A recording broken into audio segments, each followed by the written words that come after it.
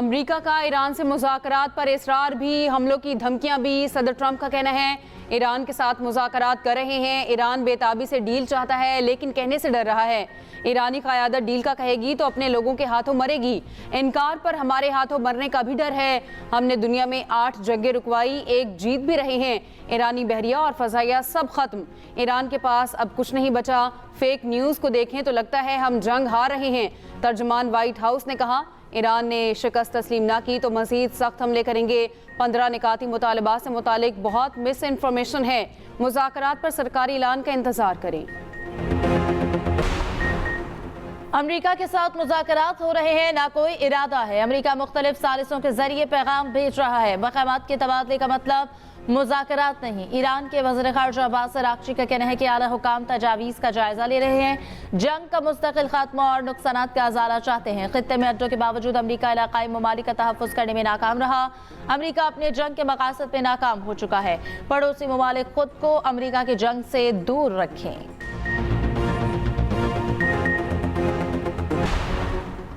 Iran ने जंगबंदी की अमरीकी तजावीज़ मुस्तरद कर दी। ईरानी सरकारी मीडिया के मुताबिक सीनियर ईरानी सिक्योरिटी एहलकार ने कहा जंगबंदी सिर्फ ईरान की शराइत पर होगी। अमरीकी तजावीज़ गैर मुनासिब हैं, ये कागज़ पर भी अच्छी नहीं लगी। ईरान की दिफाई कार्रवाई ईरानी शराइत पूरी होने तक जारी रहेंगी। खबर एजेंसी का दावा है कि तेहरान चाहता है डील में हिजबुल्लाह पर इसराइली हमलों का खात्मा शामिल हो। ईरान ने हिजबुल्लाह को वसीतर डील में शमूलियत की यकीन दहानी करवाई है। दूसरी जानिब हिजबुल्लाह ने लेबनान पर हमलों के दौरान जंगबंदी की बातचीत को मुस्तरद कर दिया। सरबराह हिजबुल्लाह ने कहा इस वक्त मुज़ाकरात हथियार डालने के मुतरादिफ होंगे।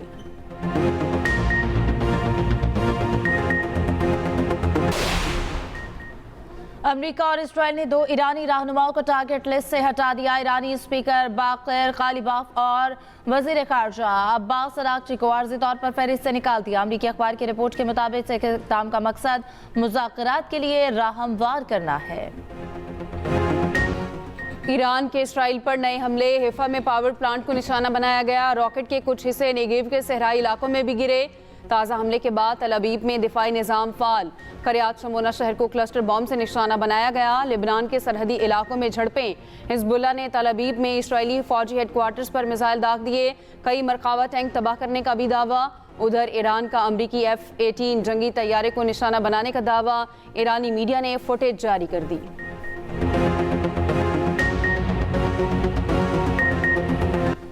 इसराइल और अमेरिका की ईरान पर बमबारी जारी। सूबा अल-बर्स में रिहायशी इमारत पर हमला, 18 अफराद जख्मी। लेबनान पर इसराइल के ताज़ा हमलों में 22 अफराद शहीद, 153 जख्मी। जनूबी लेबनान पर हमलों में 3 अफराद शहीद, 11 जख्मी। लेबनानी वज़ारत सेहत के मुताबिक इसराइली हमलों में अब तक 1094 अफराद शहीद, 3000 जख्मी हुए। अमेरिका एक मुल्क के साथ मिलकर ईरानी जजीरे पर कब्जे का मंसूबा बना चुका। ईरानी पार्लियामेंट के स्पीकर मोहम्मद बाक़िर गालिबाफ का इंकशाफ। कहा अमेरिका आगे बढ़ा तो खित्ते की हसास तंसीबात पर हमले होंगे। अमेरिकी मीडिया के मुताबिक ख़ारिज जजीरे पर हमले का खतरा। ईरान ने बारूदी सुरंगों की तनसीब शुरू कर दी। जजीरे पर बड़ी तादाद में रॉकेटों की खेप पहुँचा दी गई।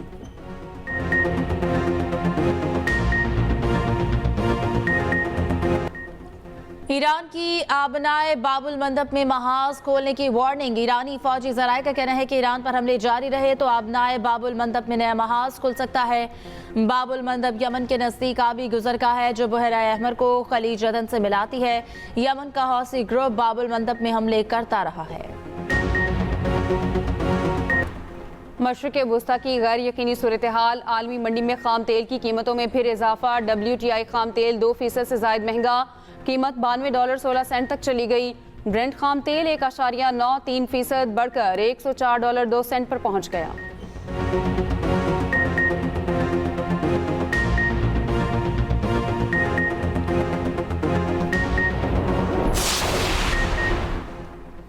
पाकिस्तान स्टॉक एक्सचेंज में उतार चढ़ाव। कारोबार के आगाज पर तेजी के बाद मंदी। इंडेक्स में 2600 से ज़ायद पॉइंट्स की कमी। 1,55,617 की सतह पर ट्रेडिंग।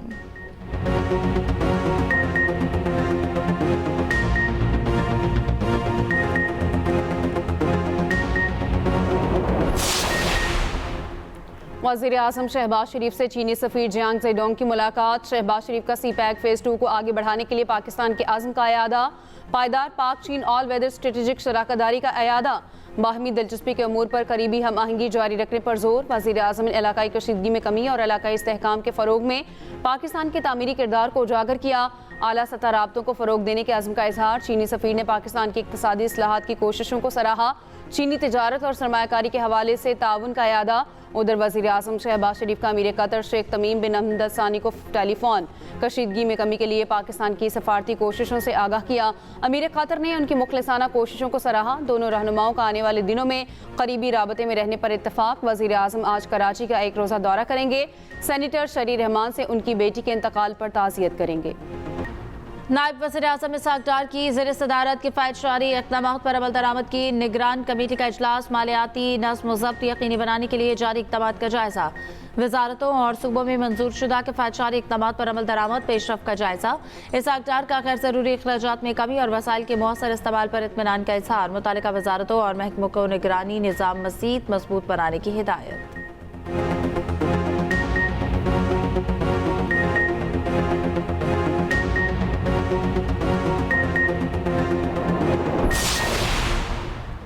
खलीज में अमरीकी अड्डों पर ईरानी हमले। अमरीकी फौज वर्क फ्राम होटल पर मजबूर। अमरीकी अखबार न्यूयॉर्क टाइम्स का कहना है ईरानी हमलों से 13 अमरीकी अड्डों में बड़ी तबाही हुई है। अमरीकी अड्डे नाकाबिले रिहाइश हैं। कुवैत में अमरीकी अड्डा सबसे ज़्यादा मुतासिर हुआ। अड्डों पर सिर्फ पायलट टेक्नीशियन वगैरह मौजूद हैं। पासदारान इनकलाब का कहना है खित्ते में अमरीका के तमाम फौजी अड्डे तबाह कर दिए। अमरीकी कमांडर और फौजी फरार होकर पनागाहों में छुप गए हैं। इब्राहिम जुल्फ़िकारी ने खित्ते के आवाम से कहा वो अमरीकी कमांडरों और फौजों की कमीनगाहों से ईरान को आगाह करें।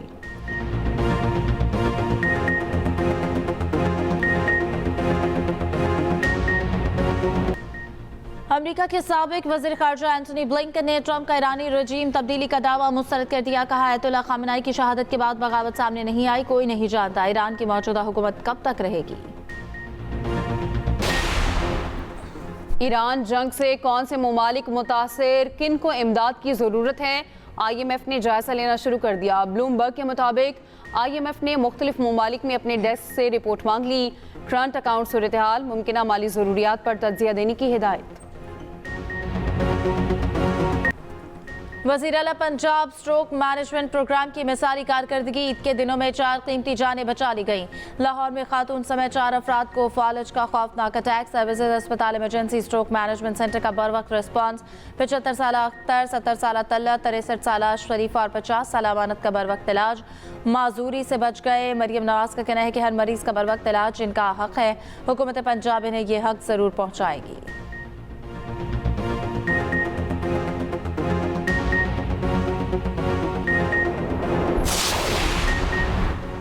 एक टिसोरी सब पे भारी था, गवर्नरशिप सूद के साथ वापस लेंगे। MKM के फारूक सत्तार ने मीडिया से गुफ्तगू में कहा कराची को जाती मफादात का खिलौना बना लिया है। कराची के स्ट्रेटेजिक प्लान को नाफिज कराना है। आइंदा चंद दिनों में कराची के अवाम बड़े धरने की तैयारी करें। हुक्मरानों और वडेरों को भागने नहीं देंगे। नैब में फाइलें खुलने वाली हैं, हिसाब देना होगा। बस कुछ पल का इंतजार, फिर होगी छक्कों और चौकों की बरसात। HPL PSL का मेला आज से सजेगा। इफ्तिताही मैच में लाहौर कलंदर्स और हैदराबाद किंग्स मैन आमने सामने होंगे। मैच शाम 7 बजे कज़ाफी स्टेडियम में शुरू होगा। तमाशाइयों को स्टेडियम में आने की इजाज़त नहीं होगी। इवेंट से पहले कप्तानों की न्यूज़ कॉन्फ्रेंस। शाहीन आफरीदी ने कहा कि तैयारी अच्छी है, तगड़ी क्रिकेट होगी। बाबर आजम बोले कोशिश करेंगे ऐसी क्रिकेट हो जिससे घर बैठे शायकीन खुश हों। पिंडीज के रिजवान एक और कामयाब सीजन के लिए पुरउम्मीद।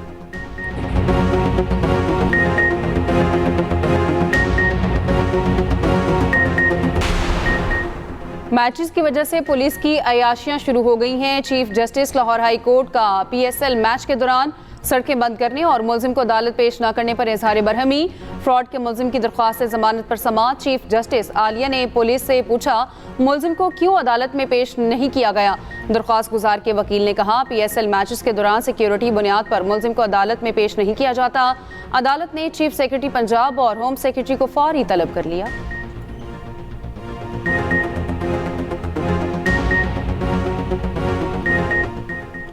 कौमी क्रिकेटर शादाब खान साबिक क्रिकेटर्स पर बरस पड़े। कहा कुछ साबिक क्रिकेटर्स हर बड़े इवेंट के बाद टीम की मदद की बजाय नीचा दिखाना शुरू कर देते हैं।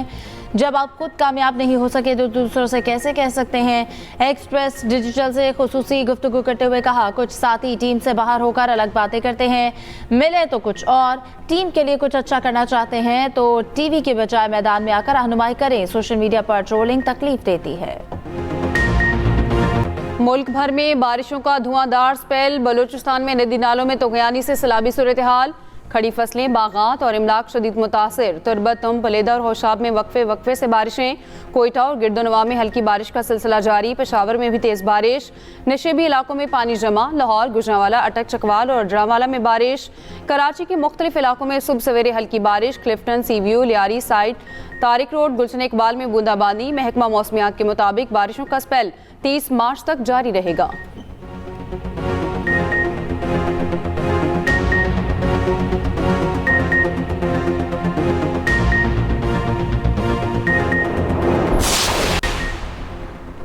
बलूचिस्तान के इलाके यूप में जलजले के झटके। रेक्टर स्केल पर शिद्दत 4.2 और गहराई 12 किलोमीटर रिकॉर्ड। जलजले का मरकज यूप से 110 किलोमीटर जनूब मशरक में था।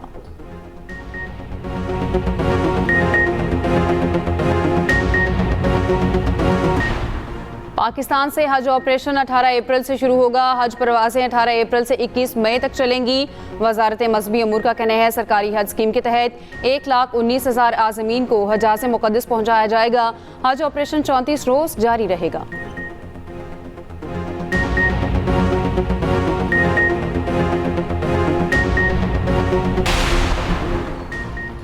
कराची डिफेंस फेज 5 में गाड़ी की टक्कर। मोटरसाइकिल पर सवार खातून जाँ बहक, बेटा जख्मी। खातून की शनाख्त 60 साला मकसूदा के नाम से हुई। 30 साला बेटा सज्जाद जख्मी हुआ।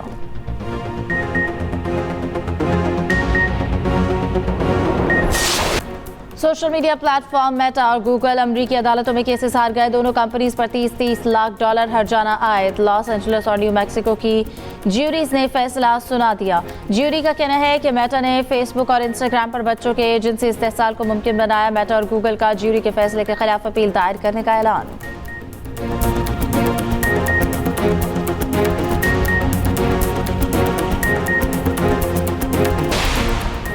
बांग्लादेश में फेरी में सवार होती बस दरिया में जा गिरी। 50 अफराद सवार थे, 24 जाँ बहक। बस राजबाड़ी से ढाका जा रही थी। मुतादिद ने तैरकर जान बचाई।